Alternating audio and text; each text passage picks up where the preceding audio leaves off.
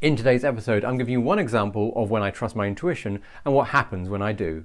This is how legends are made.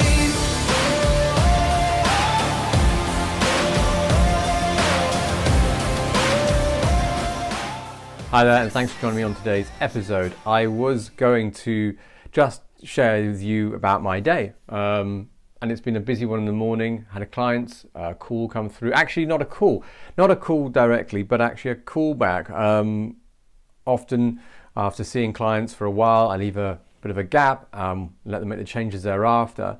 And then I always kind of drop them an email, say how are things going. And one of those came back and needed some assistance just to navigate a few issues.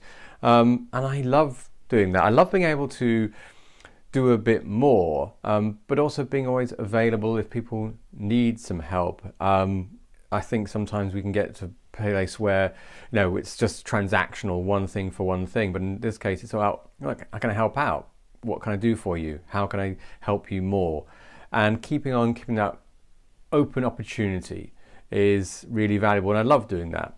So there's a bit of that going on. There was business early this morning, and I had a yoga session, which was a good workout, and I enjoy that. I enjoy getting more flexible, improving my health, and I like the meditation part of it. I think that helps me with increasing my meditation practice in general, so I like doing that. And then, I don't know why, but the story that keeps on coming to my mind, I try and piece together why it might be interesting to you. And it was way back when, I think I came out of university in 99.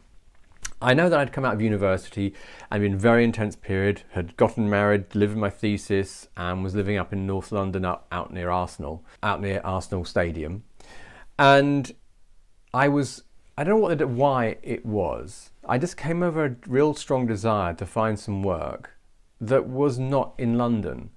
I'd spent so many of my university years and before that in London. I just felt I needed a break. I felt I needed some distance. And this is maybe an insight into me. It's just weird. Sometimes you just follow what you need, regardless maybe what the practicalities or the kind of what the reasonableness or the rational thinking can be.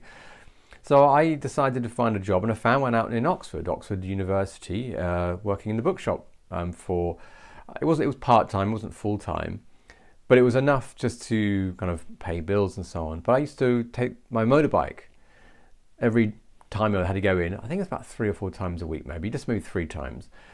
But I would ride it in from North London. It was about, an hour's ride in. But there was something that I just needed to go and do it this way.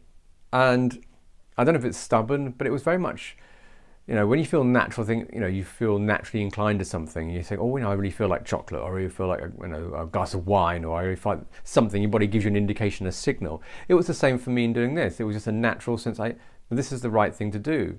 Be there for a few days a week, earn some money, but the ride and going out, it's a long distance. It was unnecessary since I was living in London, really to find work so far away. But there was a part of me, a calling that says, no, you need to go and do this. You need to have that space, that distance is going to be important for you. And I think after the 3 years of the degree and then getting married, yes, there was a lot of intensity around me.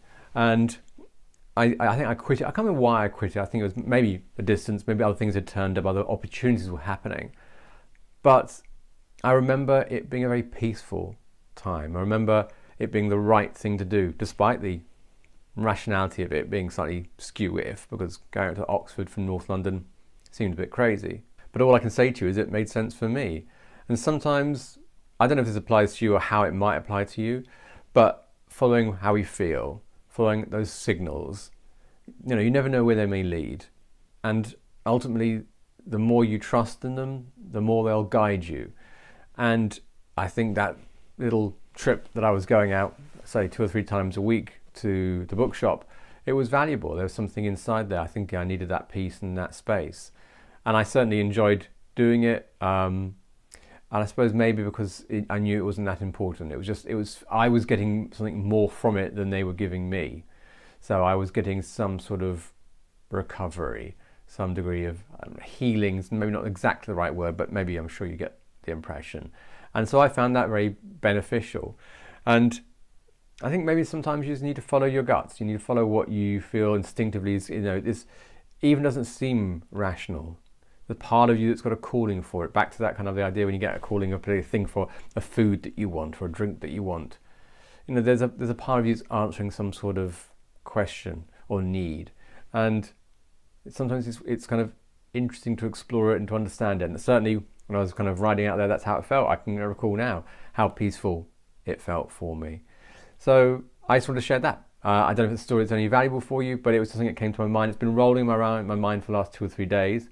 And in that same token, same sense, that maybe it doesn't make any sense to me why it's in my head. But maybe whoever watches this gets something from it. Maybe it connects within them in a way that it doesn't seem obvious to me. So if you've enjoyed it, fantastic. I actually would love to hear from you. Give this a like and a comment would be brilliant, because then I know you've got something from it. But other than that, I'll leave you to have a fantastic day wherever you are, and I'll catch you on the next episode. This is how legends are made.